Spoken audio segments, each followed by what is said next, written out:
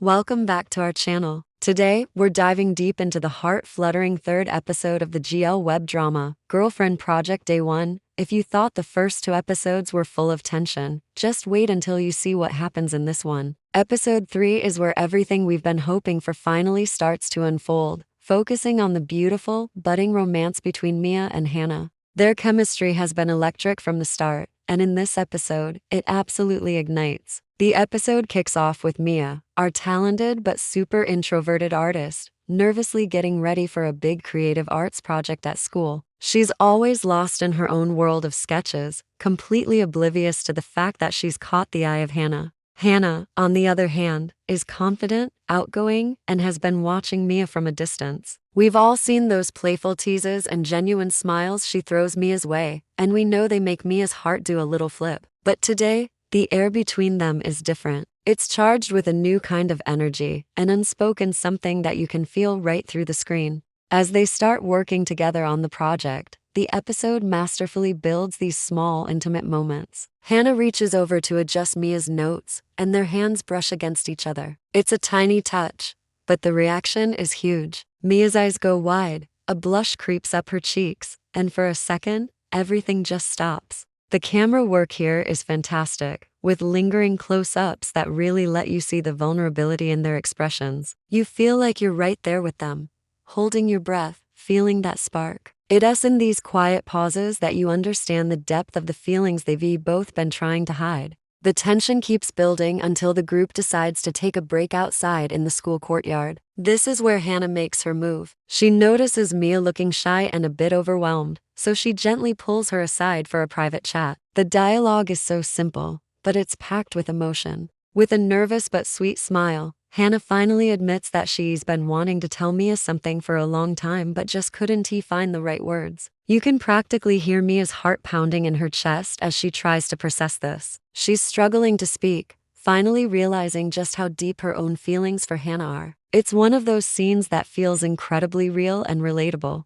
And then, we get the moment we have all been waiting for, the first kiss. What's so perfect about this scene is how naturally it happens. There's no big over-the-top drama. It just feels like the only logical, beautiful conclusion to the day's building tension. Hannah leans in slowly, giving Mia every chance to pull away if she wants to. But she doesn't. Mia meets her halfway, and their lips meet in this soft, tender kiss. It's a perfect blend of nervousness, pure excitement, and undeniable affection. The way it's filmed is so intimate and tasteful, making it feel both deeply personal and universally understood. This isn't just a kiss about physical attraction. It's a kiss that confirms a powerful connection that neither of them can, or wants to, ignore any longer. It's the silent acknowledgement of everything they've been feeling. After the kiss, the episode gives us a beautiful, quiet moment to breathe. Mia and Hannah are sitting together, their hands intertwined, and they're just laughing softly. They're laughing at their own awkwardness, at the sheer relief and overwhelming joy of the moment. It's such a heartwarming and authentic scene. It's not about grand declarations, but about two people finding comfort and happiness in each other's presence. This ending leaves you with a huge smile on your face, feeling completely invested in their story and desperately wanting to know what happens next. The pacing of the entire episode is just so deliberate and thoughtful, letting you savor every single stolen glance and unspoken thought. Girlfriend Project Day 1 Episode 3 is a masterclass in portraying young, lesbian love. It's tentative, it's innocent, but it's absolutely brimming with promise and hope. It perfectly captures the dizzying excitement of a first crush and the incredible courage it takes to be vulnerable and honest about your feelings. Every element, from the cinematography and the soft, dreamy lighting to the delicate background music, works together to create this enchanting atmosphere that just pulls you into Mia and Hannah's world. Their love story feels so compelling because it feels so real. So, whether you are a long-time fan of GL dramas or you are just dipping your toes into the genre, this episode is a must-watch. It offers such a genuine, heartwarming, and powerful depiction of first love that anyone can connect with. The emotions are raw, the characters are incredibly engaging, and the storytelling is both gentle and deeply impactful. It's for anyone who loves a good romance, emotional tension, and the unforgettable magic of a first kiss. Seriously, go watch it now and experience the tender, heart-fluttering journey of Mia and Hannah for yourself. You won't want to miss the blushes, the stolen glances, and that truly unforgettable kiss. Thanks so much for watching with me today. If you enjoyed this deep dive, make sure to hit that like button, subscribe to the channel, and ring the bell so you don't miss our next video. Let me know what you thought of the episode in the comments below. See you next time. Have you ever been haunted by a love that wasn't returned? A love that left you feeling stuck, unable to move on? Carol Bayezin's powerful song, Yex No Ama, isn't just music. It's a raw, emotional journey that we've brought to life in this lesbian love story. It's a tale of heartbreak, self-discovery, and the forbidden allure of a new connection.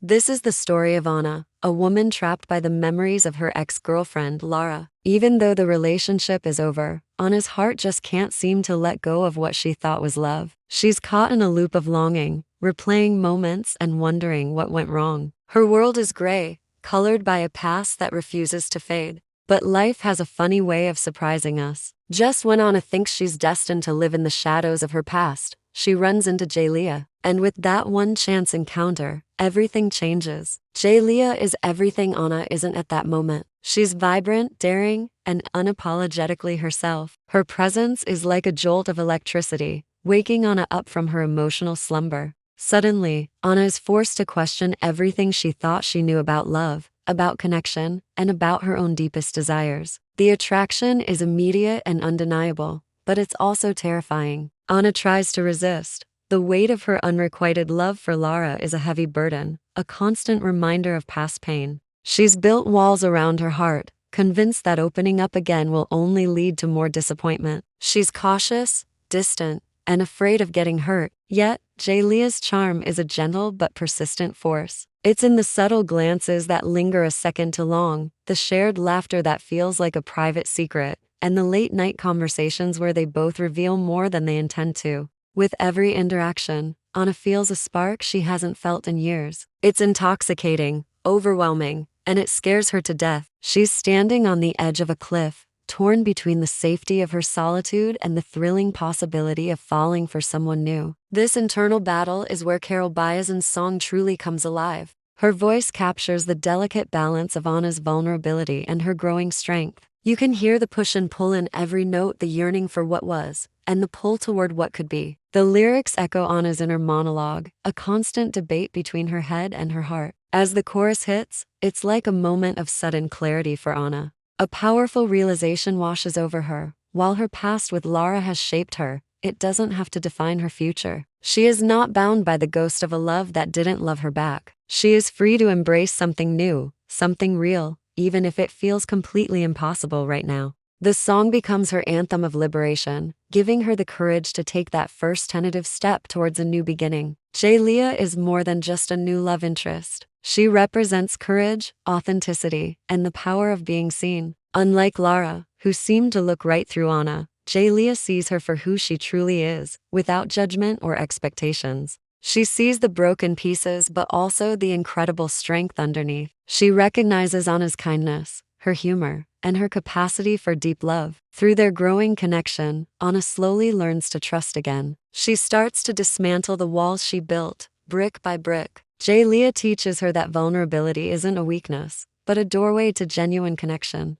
She shows Anna that love can come in unexpected forms, and that it doesn't have to be a constant struggle. This blossoming relationship is filled with tension, the delicious, heart-pounding tension between fear and desire. It's a beautifully emotional narrative that will resonate with anyone who has ever loved and lost, and then dared to love again. The climax of the story is Anna's final confrontation with her past. It's not a dramatic showdown with Lara, but a quiet, internal moment of truth. She finally accepts that love cannot be forced. She realizes that holding on to someone who doesn't reciprocate her feelings is a form of self-inflicted pain. It's a painful but liberating epiphany. In letting go of Lara, she isn't just ending a chapter. She's freeing herself from a prison of her own making. This clarity allows her to fully and completely embrace her relationship with Jalea. This new love isn't built on desperate longing, but on a solid foundation of mutual respect, electrifying passion, and unwavering honesty.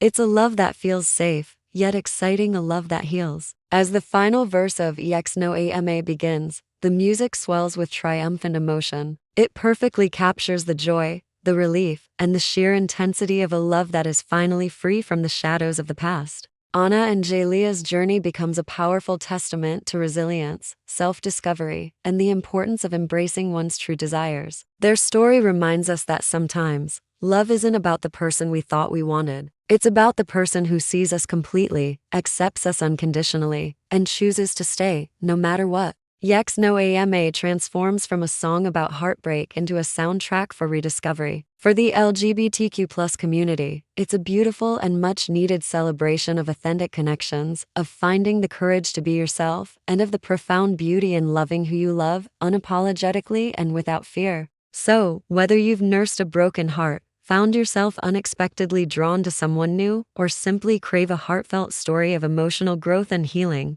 this video is for you. It's a reminder that even when the past hurts and the future seems uncertain, love has a funny way of finding you, often in the most unexpected people and places. It reminds us that our happy ending might not look the way we planned, but it can be so much better. Watch, listen, and let the story of Anna and Jalia inspire you to believe in the power of new beginnings. Thank you for watching. If this story resonated with you, please like, share, and subscribe for more content that celebrates love in all its forms.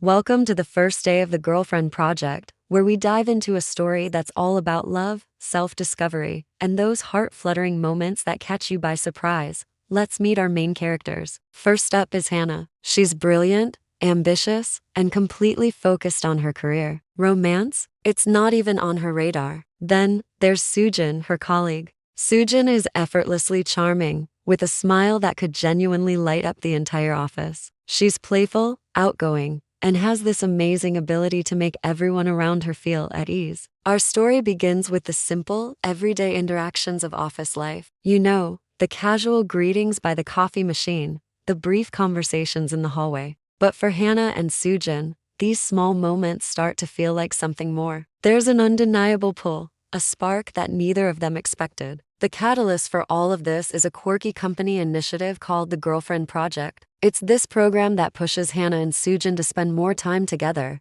and that's when Hannah starts feeling things she's never felt before. Sujin is a breath of fresh air for Hannah. She's always encouraging Hannah to loosen up, to step outside her meticulously planned life. Their chats are filled with witty banter, teasing jokes, and those subtle, lingering glances that say so much without a single word. Have you ever had one of those moments where you and someone else just lock eyes for a second too long, and suddenly the whole world just fades away? That's the energy between them. It's electric. This episode truly captures the delicate dance of early attraction. The stolen glances across their desks, the shared laughter over silly little mistakes, and those quiet pauses that hang in the air, full of unspoken possibilities. We get a front row seat to Hannah's internal world. She's battling a mix of thrilling new emotions and the very real fear of being vulnerable. Opening up your heart is scary, right? Especially when you've built up walls to protect it. But Sujin, with her warmth and infectious confidence, slowly starts to chip away at Hannah's defenses. It's not an aggressive push, but a gentle, steady presence that makes Hannah feel safe enough to maybe, just maybe, let her guard down. You can just feel the tender romance that's waiting to blossom between them. But Girlfriend Project is about more than just the romance. It is a story about the courage it takes to be true to yourself and to explore your feelings, no matter how unexpected they are. It also shines a light on the importance of seeing genuine, relatable love stories on screen. This series portrays a modern lesbian romance in a way that feels authentic and real. The chemistry between Hannah and Sujin is just undeniable. It's in every lighthearted joke, every quiet, emotionally charged stare, and every fleeting touch that makes your own heart skip a beat. As day one unfolds, we're not just watching two people fall for each other. We're watching a connection being built on a foundation of friendship, mutual respect, and genuine understanding. Their story reminds us that love doesn't always follow a straight path. Sometimes the most magical parts of life are the unplanned detours, the serendipitous encounters that make your world feel infinitely brighter. It's those little moments that often end up meaning the most. By the end of this first episode, both Hannah and Sujin are left alone with their thoughts, contemplating the new and exciting feelings that have taken root. The air is thick with anticipation, and as a viewer, you're left desperately wanting to know what happens next. It's the perfect setup, teasing the deeper connections and heartfelt moments that are sure to come in the following episodes. It has that classic slow burn K-drama vibe that we all love, where every small gesture is packed with meaning. So, if you're a fan of tender romances, slow burn stories that keep you on the edge of your seat, and GL content that celebrates love in all its beautiful forms, then Girlfriend Project is the series for you. Day 1 sets the stage for an emotional and incredibly relatable journey of love and self-discovery. Every smile, every touch, and every look between Hannah and Soojin carries so much weight, and you won't want to miss a single second of their story as it unfolds. Thank you so much for watching with us. What did you think of Hannah and Soojin's first meeting? Let us know in the comments which moment made your heart flutter the most. We love hearing from you. And don't forget to like this video, subscribe to our channel, and hit that notification bell so you don't miss day 2 of the Girlfriend Project. We can't wait to see you again for the next part of their story. Thanks for watching. Have you ever wondered what happens after the affair? Not to the couple, but to the people left in the wreckage. Today, we're diving into one of the most beautifully fragile and emotionally complex queer Chinese short films, last year's Fireworks. It's a story that begins not with romance, but with a strange, almost morbid curiosity. The story centers on Ji Qingqing, a young woman about to leave her small hometown for a new life. But before she goes, she finds herself drawn to an unlikely person, Peng Yun. Who is Peng Yun? She's the woman who was married to the man Qingqing's mother had an affair with. Qingqing's initial impulse is simple. She just wants to see what this woman's life is like after the divorce, after the scandal that rippled through her own family. She wants to peek into the life of the person on the other side of her mother's transgression. But what starts as a quiet observation from a distance soon transforms into something far more profound. As Qingqing gets closer to Peng Yun, her curiosity melts away, replaced by a sincere and earnest affection. She falls in love. This isn't a dramatic, explosive romance. It's gentle, quiet, and layered with unspoken feelings. Qingqing, with all the idealism of her 22 years, sees a future. She doesn't just want a summer fling. She wants a life with this woman. In a moment of pure, hopeful courage, she proposes that Peng Yun leave their small town behind and move with her to the city. To her, it's a real, tangible dream. This is where the story's central tension comes alive. Peng Yun is not as free as Qingqing. She's older. She carries the weight of a failed marriage, the public humiliation of a divorce, and the quiet judgment of their community. While Qingqing represents a bright, hopeful future, Peng Yun is still tethered to her past. She's hesitant. Her reluctance isn't a rejection of Qingqing, but a reflection of her own internal battle. She's cautious, perhaps afraid to trust in a love that feels so beautiful yet so forbidden. Their relationship is caught between Qingqing's passionate desire and Peng Yun's guarded restraint. And then, just as their fragile intimacy seems to be solidifying, a single phone call shatters the illusion. We don't need to know the exact words spoken. The call itself acts as a brutal intrusion of the real world into their delicate bubble. It's a stark reminder of responsibilities, of history, of all the reasons why their shared dream might be impossible.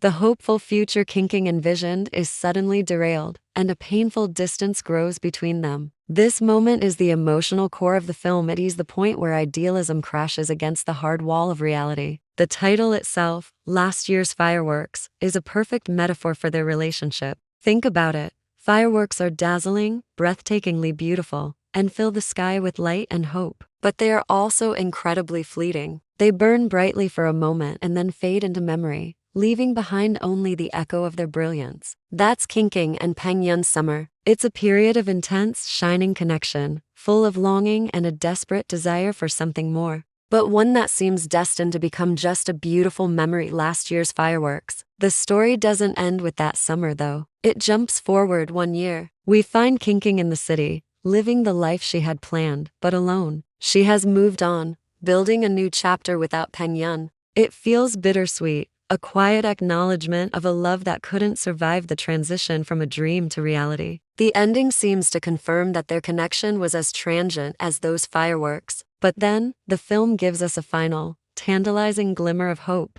In the closing moments, there's a hint of contact. A text message appears on Qingqing's phone from Peng Yun. The exact content is left ambiguous, but the implication is powerful. It suggests that while their shared future didn't happen as planned, the connection hasn't been completely severed. It whispers that Peng Yun misses her too, that the memory of that summer still burns brightly for both of them. This open-ended conclusion is what makes last year's fireworks so impactful. It doesn't offer a simple happily ever after, because life, especially for relationships that defy societal norms, is rarely that simple. Instead, it leaves us with a feeling of hopeful uncertainty. Their story isn't over, it's just unresolved. It honors the idea that some connections are so profound they don't need a neat ending to be meaningful. They can exist in the what-ifs, in the lingering memories, and in the quiet hope that maybe, just maybe, their paths will cross again. This film is a masterful piece of storytelling, showcasing a queer relationship with a delicate, realistic touch that is often missing from mainstream media.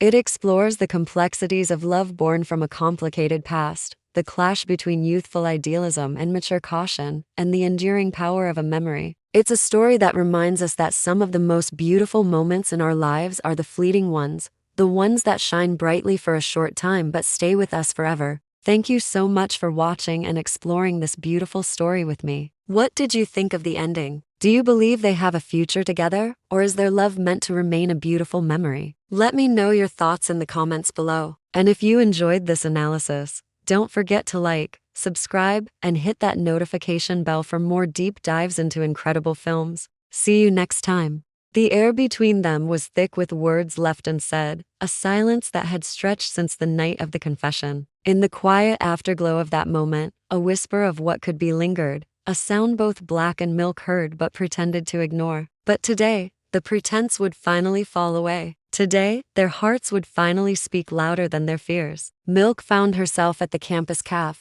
the place where Black spent her afternoons working part-time. She had an excuse ready, a project she desperately needed help with, but the truth was far simpler, far more vulnerable. She just needed to see Black's face again, to find some anchor in the swirling emotions that had followed their shared almost kiss. The cafe was a sanctuary of warmth, smelling of freshly brewed coffee and the sweet scent of rain-soaked streets. Behind the counter, Black was tying her apron, her movements fluid and calm. She was effortlessly cool, as always, her dark, observant eyes, the quiet timbre of her voice, that reserved smile that never quite reached her eyes. Everything about her was a gravitational pull, and Milk felt herself being drawn in, step by step. "You came early." Black's voice was soft, a gentle hum against the quiet clatter of the cafe as she wiped down the counter. "I couldn't wait," Milk blurted out, the words tumbling from her lips before she could catch them. A blush bloomed on her cheeks, hot and immediate. She quickly tried to backtrack. For the project. I really couldn't wait to get started." A tiny smile played on Black's lips, a flicker that Milk caught instantly. It was one of those smiles that held a world of secrets, hiding far more than it ever revealed. They found a small booth in the corner, a little bubble of their own. Milk tried to focus on her laptop screen, clicking through files and pretending to be absorbed in her work. But her senses were entirely focused on Black. Every time Black leaned closer to point something out on the screen, every time her shoulder brushed against Milk's, her heart hammered against her ribs. She took a slow, steadying breath, but she knew Black noticed. Black always noticed everything. "You seem nervous," Black stated, her voice a low, intimate murmur that cut through Milk's concentration. "I'm not," Milk lied, and even to her own ears, it sounded unconvincing. Black's hand reached out, her fingers lightly brushing against Milk's. The contact was brief, lasting only a second, but it sent a jolt of electricity through Milk's entire body, leaving a trail of warmth in its wake. "You don't have to be nervous around me," she whispered, her gaze holding Milk's. Milk swallowed, her throat suddenly dry. The words she'd been holding back finally found their way out. "But after what happened, after you almost kissed me." Black leaned back, a flicker of surprise in her eyes. She hadn't expected Milk to be so direct. "I thought you didn't want to talk about that." "I didn't," Milk admitted, her voice barely above a whisper, "but I also haven't stopped thinking about it." Not for a single second. As if on cue, the light drizzle outside intensified, the rain beginning to fall harder, tapping a soft, rhythmic beat against the large cafe windows. The world outside seemed to blur and fade, shrinking until it was just the two of them in their corner booth, breathing the same air, caught in the same unspoken desire. After a long moment, Black finally spoke, her voice laced with a vulnerability Milk had never heard before. "Milk, you don't understand. I've liked you for a long time." For a very long time. And when you held my hand the other night, when you looked at me like that, I thought maybe just maybe you liked me too.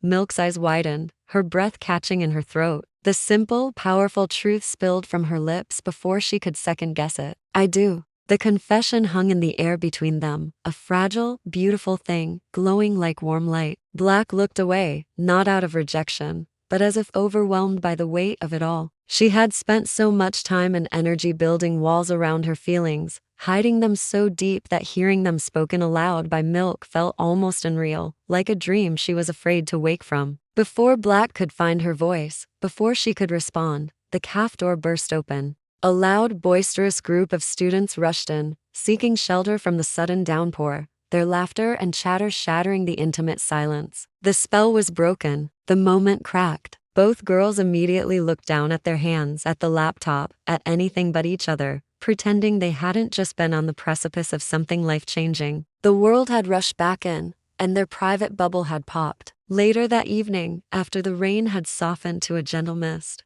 Black offered to walk Milk home. The streets were quiet now, washed clean and gleaming under the soft, hazy glow of the streetlights. They walked in a comfortable silence, but the tension from the caf still simmered between them. Milk walked just close enough for their hands to brush with every other step, a tantalizing, almost touch that sent shivers up her arm. The unspoken feelings built with each silent footstep. Finally, Milk couldn't bear the silence any longer. "Can I ask you something?" she said, her voice soft in the quiet night. "Anything," Black replied, her tone just as soft. "Why do you keep pulling away? Every time I think we're getting close, you pull back. Why?" Black stopped walking and took a long, deep breath, the mist swirling around her. "Because I'm scared," she admitted, her voice heavy. "I'm not used to feeling like this, like I'm losing control, and I don't want to hurt you. What if I'm not? What if I'm not good for you?" Milk stopped too, turning to face her under the dim streetlight. "Let me be the one to decide that," she said firmly, her gaze unwavering. Black looked at her, and in that moment, under the moonlight,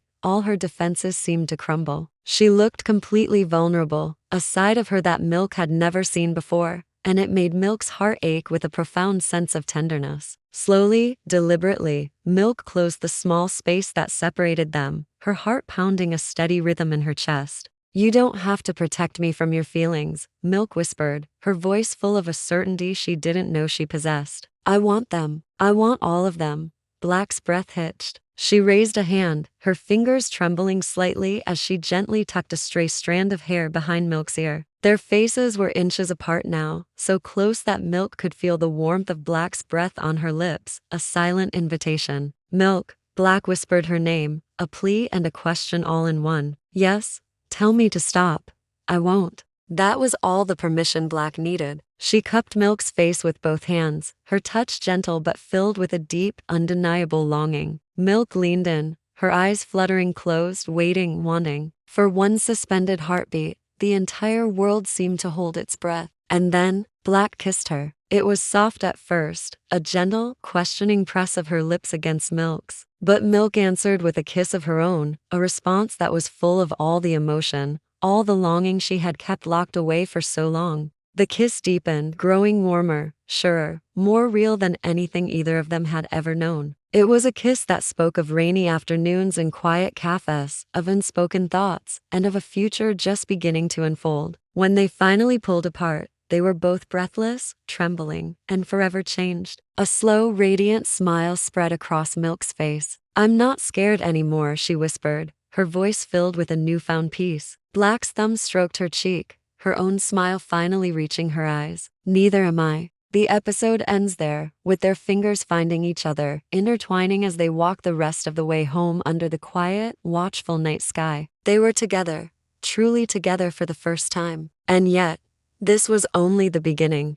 The campus library always felt like a world of its own, quiet, golden lit, and dusted with the scent of old paper. To most students, it was just a place to study. But to me, Elena Hart, a 19-year-old literature major, it was the sanctuary where I first saw Professor Maya Sterling. Maya was known across campus as brilliant, sharp-minded, and a little intimidating. Her lectures on modern poetry filled the room long before she walked in, but the first time I saw her, she wasn't standing behind a podium. She was leaning against a shelf in the poetry aisle, flipping through a worn book. Her dark hair fell loosely around her shoulders, the late afternoon light softening her otherwise stern expression. I hadn't meant to stare. I just couldn't help it. Something about the professor's quiet elegance pulled me in. When Maya finally looked up, our eyes met just for a second, but long enough for me to feel my pulse skip. "Looking for something in particular?" she asked, her voice warm, not at all like the crisp tone she used in class. I swallowed. Yes. I mean, no, I'm just browsing."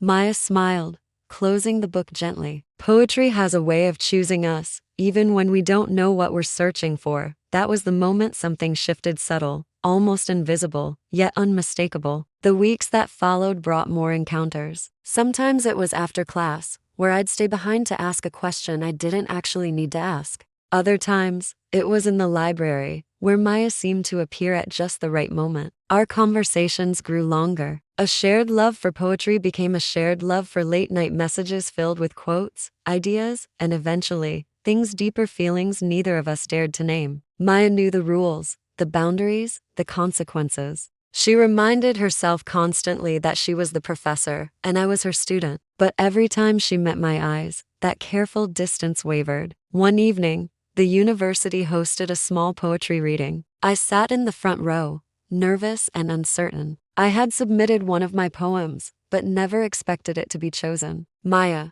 as one of the event organizers, sat at the judges' table. When I stepped onto the stage, my hands trembled. I wasn't afraid of the audience, I was afraid of reading something so personal in front of Maya. The poem was about longing, about the quiet electricity between two souls who meet at the wrong time. As I read, I saw Maya's expression soften. Her eyes didn't move away, not once. After the event ended and the crowd dispersed, Maya found me behind the curtains, still holding my paper. "That poem," she said softly, "was beautiful." I felt my breath catch. "It was about you." Maya froze. The world around us went silent. "Elena," she whispered, "you know we shouldn't." "I know," I replied, my voice trembling but certain. "But I can't pretend I don't feel something." For a moment, neither of us moved. Then Maya stepped closer, close enough for me to see the conflict in her eyes: fear, longing, hope. "You are extraordinary," she murmured. "But if anything happened, it could affect your future, my career, everything."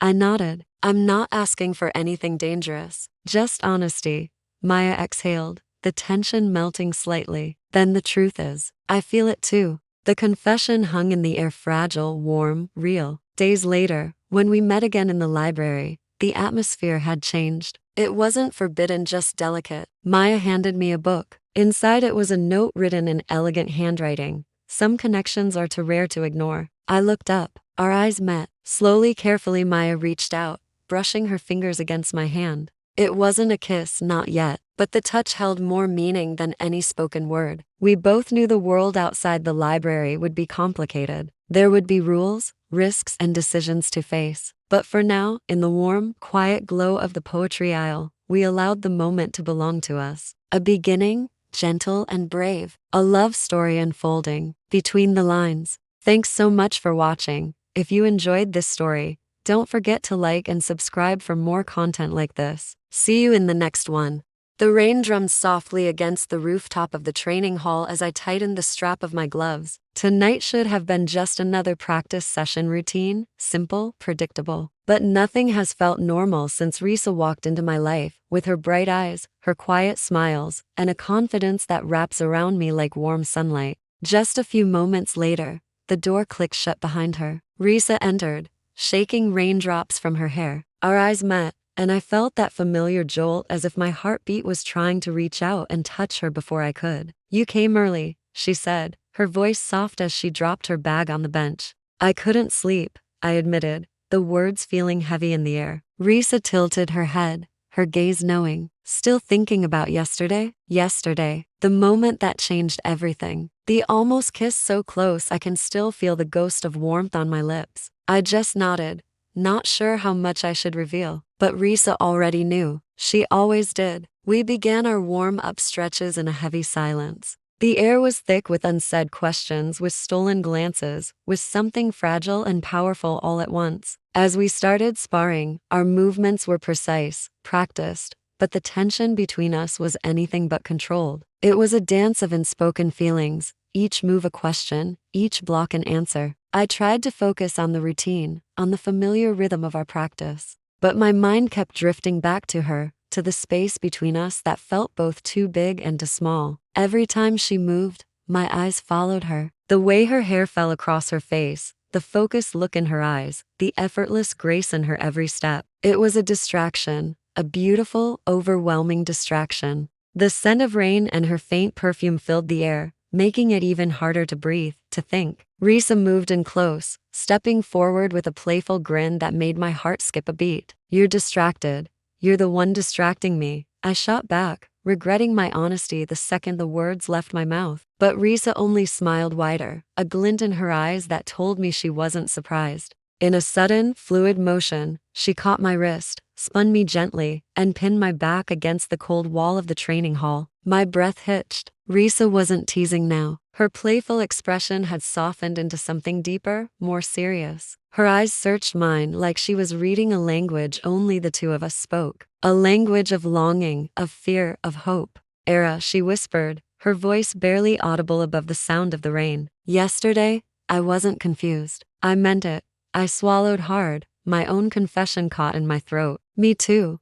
The room felt impossibly still. The rain's steady rhythm outside became a quiet soundtrack to this moment, a moment that felt suspended in time. Risa raised her hand slowly, ever so slowly, and tucked a loose strand of hair behind my ear. Her fingertips brushed against my cheek, sending a shiver down my spine, and without even thinking, I leaned into her touch. "Then why are you scared?" she asked gently, her voice full of a kindness that threatened to break down all my walls. I closed my eyes, the truth finally spilling out. "Because wanting you feels overwhelming." Risa chuckled softly, a sound that warmed me from the inside out. "It overwhelms me too." When I opened my eyes, she was closer than before, so close our breaths mingled, so close I could see the flecks of gold in her brown eyes. I don't remember who moved first, only that the space between us, the space filled with all our fears and doubts, dissolved in a single heartbeat. Her lips met mine. It was soft, almost questioning at first, as if asking for a permission I had already given with my heart. I answered by wrapping my arms around her waist, pulling her closer, deepening the kiss. It was warm and gentle, but also fierce, like we had both been holding back for far too long, starving for this connection. The kiss grew slow and tender. Risa's hands cupped my face, her thumbs brushing delicate circles along my skin. I felt every racing heartbeat, every slight tremble, every truth we had been too afraid to speak. It was a kiss filled with understanding, with relief, with the promise of everything that could finally begin. When we finally pulled apart, our foreheads touching, we were both breathless. Risa whispered my name, her voice thick with emotion. "Era." I don't want to hide how I feel anymore. I felt my heart crack open, letting in a light I hadn't realized I was missing. "Then don't," I whispered back. "Stay here with me. Stay close." Risa smiled, a soft, dazzling smile that made me feel like I was standing in sunlight again. "I'm not going anywhere," she said, her voice firm with certainty. "Not now, not ever." We slid down to the floor, our backs against the wall, our hands still intertwined. The rain continued its steady, comforting rhythm outside. Risa leaned her head on my shoulder, and I rested my cheek gently on her hair, breathing in her scent, feeling the warmth of her body next to mine. It felt right. It felt like coming home. "What happens now?" I asked quietly, the question hanging in the peaceful silence. Risa squeezed my hand, her touch a reassuring anchor. "We learn to love without fear." A profound warmth settled deep inside me, a certainty, a peace I hadn't expected to find. Maybe love wasn't something to be afraid of after all. Maybe it was something to finally, fully embrace. And as the lights in the hall dimmed and the rain softened to a gentle drizzle, I realized something simple and absolute. I was finally ready. Ready for Risa. Ready for this love. Ready for everything that came next. Thank you so much for watching the second episode of Absolute Love. We're so excited to share this journey with you. If you felt a connection to Era and Risa's story, please hit that like button and subscribe so you don't miss what happens next. We pour our hearts into this series, and your support means the world to us. Drop a comment below and let us know your favorite moment. We'll see you in the next episode. The night the monsoon winds softened, Captain Araya Lurkin stood on the academy's rooftop, the air crisp with the scent of wet earth. The moon hung low round, glowing, and impossibly calm. She breathed in deeply, the starched fabric of her uniform still warm from the day's grueling training drills. Down below, cadets filed out of the briefing hall like shadows dispersing across the vast courtyard. But one shadow moved differently, with a purpose that seemed to defy the evening's quiet retreat. Nietzsche was brilliant, stubborn, and precise, all the qualities Araya admired in a cadet. But these traits were wrapped in a smile that Araya tried very, very hard not to notice. It was a smile that could disarm armies, or at least one very disciplined captain. From the courtyard, Nietzsche looked up and spotted her on the rooftop. She offered a small, almost shy salute before making her way toward the stairs. Araya tried to steel her posture, to resume the detached authority of her rank, but her own heartbeat betrayed her. It pounded a frantic rhythm against her ribs, a traitorous drum in the silent night. She knew she shouldn't be this affected,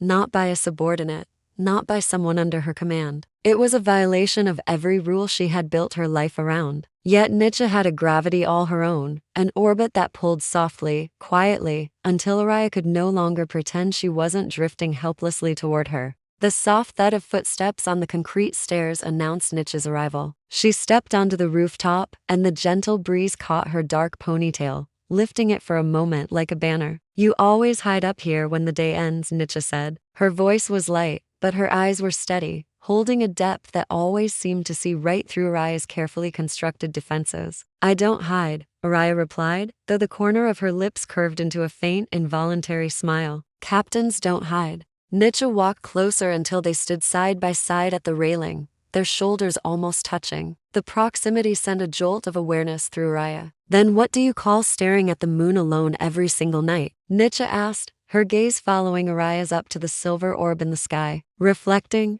The word was crisp, professional. "About what?" Araya turned her head, finally looking at her. The moonlight softened the sharp lines of Nietzsche's face, making her look younger, more vulnerable than the fierce cadet she was on the training grounds. "About what the next day might require of me," Araya answered honestly. "And what about what you want?" Nietzsche's question was a direct hit, precise and unwavering. Araya stiffened. "What I want doesn't matter. Rules are rules." The words tasted like ash in her mouth, a creed she recited to herself daily, hoping one day it would feel true. But Nietzsche didn't back away. She rarely did. That was one of the things Araya both feared and admired about her. "Sometimes rules protect us," Nietzsche said, her voice dropping to a more intimate tone. "And sometimes they trap us." Araya looked forward again, out over the sleeping academy, refusing to be read. It was a futile effort. Nietzsche had always seen her too clearly, her burning ambition, her ironclad restraint, and the quiet, desperate longing that couldn't fit within the rigid codes of their world.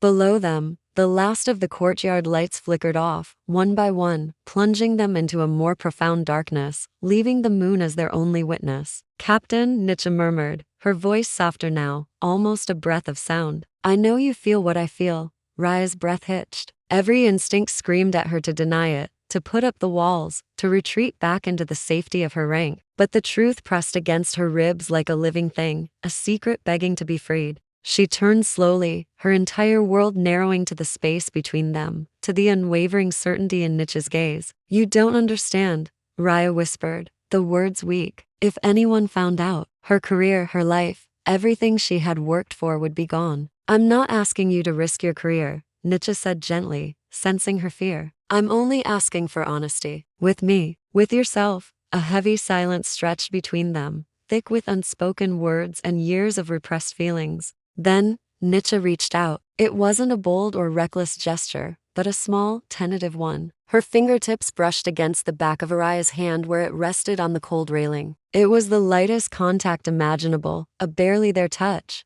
yet it felt like a thunderstorm rolling through Araya's chest, shattering her composure. Araya closed her eyes, trying to find her center, her discipline. "I shouldn't," she breathed out, the protest weak and faltering. "But you want to," Nietzsche finished for her, her voice a confident, reassuring whisper. The moon dipped behind a drifting cloud, dimming the world around them until only their soft breaths filled the space. It was as if the universe was giving them a moment of privacy, a shield from prying eyes. When Araya opened her eyes again, something inside her had shifted. It was like a door she had locked and barricaded long ago had finally, irrevocably cracked open. The light was starting to get in. "Just for tonight," she said, her voice trembling despite her every attempt to control it. "Under the moon, under no one's rules but our own." A slow smile spread across Nietzsche's face, soft, relieved, and so full of hope it nearly broke Araya's heart. She stepped closer, closing the last remaining inches between them. Their shoulders were touching now, a solid, grounding point of contact. Hesitantly,